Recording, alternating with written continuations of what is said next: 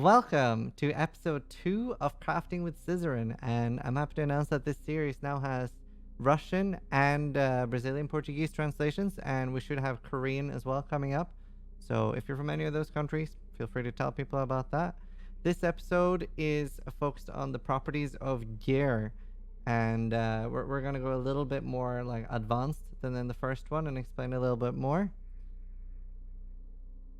So in Path of Exile, we have 3 different parts to an item. So if you see at the top here, you see the physical damage is 29 to 54. And if you find another prophecy one, as we explained earlier, this is going to be the same. And that cannot be changed except by quality in the item. Now, the second part is the implicit, which in this case is the 38% spell damage. This will have a small bracket for all prophecy ones. That'll be, say, between 35 to 40%, something like that. And you can change that with blessed orbs. And there are a lot of different items with different implicits. Not every item has an implicit. Another example of implicits is, for example, ruby rings will have 20 to 35 resist. Amethyst rings will have like 11 to 16 chaos res.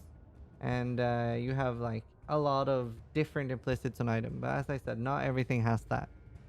And now the last part of an item, and sort of the core part, is what we call affixes. And this is like all the stats that make up an item. So in this case, you have the lightning gems, spell damage, crit multi, max mana, and life gain. And we're going to go a little bit more in this video into talking a little bit about affixes, prefixes, and suffixes. And by the end of the video series, we're aiming to have you be able to know how to use everything and create like really amazing items. For example, Torment Rend. So we sort of want to take you all the way there eventually. To give you guys a better explanation about itemization in Path of Exile, I'm going to show you guys how to turn on advanced mod descriptions. And this is going to be really important for the part coming up. So if you go to your options, UI, and scroll down to advanced mod descriptions, you can turn that on here. And what that does is if you hold Alt while hovering over an item, it will it'll show more details on the items. And this is part of what I want to explain now. So every the stats we were talking about, and that we were showing off this one in the previous example, they're grouped into affixes, namely prefixes and suffixes. And a rare item can have a total of 6 affixes, 3 being a prefix and 3 being a suffix. And now with the advanced setting on, if I hold Alt down on this now, you can see that this item has 2 prefixes and 2 suffixes. And whenever you're using, for example, an alchemy orb on an item, this will guarantee at least 4 up to 6. And even if an item isn't full, like let's say that this had 5 stats but an open prefix, that is actually really good because it grants a lot of versatility through the crafting bench, which the entire next episode is going to be about. And we'll walk you through how to use the crafting bench and stuff like that.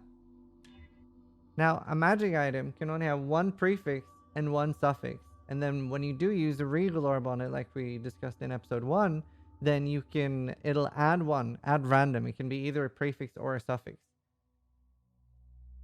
And another really important thing to remember is that base types have a specific set of items they can roll. Now, for figuring out what, for example, wands can roll or what axes can roll, I really recommend a website called PWDB. It can be very overwhelming, and we're going to try to do more in-depth explanations of that as well. But having that website will like definitely help you a lot. Even if it can be slightly overwhelming in the start, it's important to know about that website existing. If you find the PWDB website too confusing to explore on your own, don't worry. We're going to go over that in a future episode and explain it as well as possible. And it'll be an integral part of future videos. So that's definitely something I want to go in depth and explore. And if you look here, like a prophecy one, this is like generally what you would roll for spell damage. And another example is that an axe can never roll spell damage stuff naturally. There are ways to force that on it, but that doesn't really matter. Magic items are actually where we get the whole prefix and suffix wording from. So if you see here, this is Tempest King's Found's Horn of the Savant. and then it keeps changing the actual name. So the biting here is referring to the cold damage. So if I hold Alt down, you can see that it says prefix modifier biting tier 7. So the tier 7 cold damage prefix is called biting. The mana on kill tier 1 is called consumption. Now, in this episode, I wanted to give you guys some tips for how to make some decent starter gear. And I talked about essences and how they're used as targeted alks in episode 1. Here are some quick examples. So for example, you could use a woe on a fawn's horn. This is a really good weapon. This is what you're looking for. Spell damage, flat added to spells. And next episode, we'll talk about how to like further improve this with the crafting bench. Greeds, very, very good on like, you know, an armor piece, helmet, gloves, boots. Slap that on. Now we have a really nice chest with life and resist. Very important that you, ideally, you want 75 all resist throughout the storyline as soon as you can. To make a physical weapon, you can throw in a contempt. We only got physical damage here, so this isn't actually a great one, but using contempts give you a very big chance that you are going to get a good weapon. And we'll be able to explain that better in the next episode as well. And on boots, I think this is very important to mention because movement speed on boots is a very big quality of life in Path of Exile. This is a Zeal essence, and this guarantees movement speed on your boots. Now, we didn't necessarily hit high life here, but at least the movement speed is going to make your character not feel like a slow turtle. Okay, dyed my hair as well, but figured we'd slip in a few extra things. So, Path of Exile has something called item level, and you can find what the item level something is by holding Alt down. So if you see here, this prophecy wand is item level 69. And the item level determines what type of mods can be rolled on the item. We'll show in the background that, for example, different tiers of spell damage require different item levels. So when you find a high item level, that can get the highest level mods. For example, for a Siege Axe, this one is item level 69. And 83 is when you can get like the top tier. It's called Merciless, and that's up to 179, I think, % physical damage. And same with like flaring and all the good mods you can definitely get by then.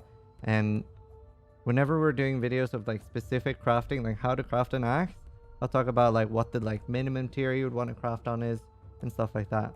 The item level isn't something you really want to bother too much about early game. Like whatever you're finding is going to be fine, but for end game crafting, it can definitely be worth holding out for item level. And the way item level is determined is, if you see, for example, the marketplace here, it says it has monster level 26, and that means that all the white monsters in this area is going to drop item level 26. Any magic or blue monsters will drop item level 27, and any rare monsters or unique monsters, they will drop 28. So it's 0 plus 1 plus 2. So I just wanted to run that by you guys. And this is something that the PoEDB website is very, very useful for. Now, I also wanted to go over some quick vendor recipes. We're going to do a larger episode where we go way more in depth, but some like very, very quick, easy starter ones is the wand recipes. So this is how to make a +1 gem recipe for wands. Now, first you need your wand to be blue, so you just use the transmute. And normally you would be using a low level one. This is like particularly good from level 1 to 15. And then what you need is you need a for example, a ruby, a topaz, or a sapphire ring. Now early on they can be pretty hard to get like naturally as a drop, especially like pre-level 10, where you can make these yourself with an iron ring and then either a red, a green, or a blue gem. You can see that they're like switching to whatever we want here. So we'll make a topaz and a sapphire ring, and then the recipe is a blue wand, a for example topaz ring, and then an alteration. We'll turn it into a +1 lightning, and then we can swap that out for +1 cold. If you want +1 chaos, then you can do any blue wand and a chaos gem. So if you see at the top here, it has the tag chaos to the left of channeling, and this turns it into a +1 chaos gems. This is particularly strong for spells, and the way they're scaled Melee is scaled very differently. You don't like get that much for gem levels and stuff, but you do for spells, so that's very important. Next up, we have vendor recipes for how to make melee weapons. And for this, you're going to want either a blue rustic sash or a rare rustic sash. Obviously, rare is better, but early on that can be harder to do. And then you want your weapon, doesn't matter what's on it. And if you're using a rare rustic sash, it goes something like up to 64%. And if you're using a blue rustic sash, it goes up to 49%. A very, very important early game. This works on any weapon, but generally you're going to use it on like melee weapons or bows, and it's very, very useful early on. So I hope that helps. Hopefully you guys enjoy this video. Thanks for watching. Try to die less than I do.